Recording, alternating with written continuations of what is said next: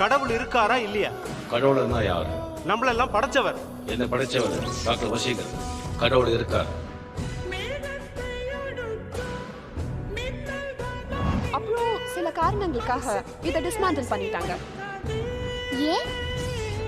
நான் சிந்திக்க ஆரம்பிச்சிட்டேன். உன்னை உருவாக்குறவன் தான். என்னால உன்னை அழிக்கவும் முடியும். மரியாதையா சனாவை கூட்டிட்டு வா.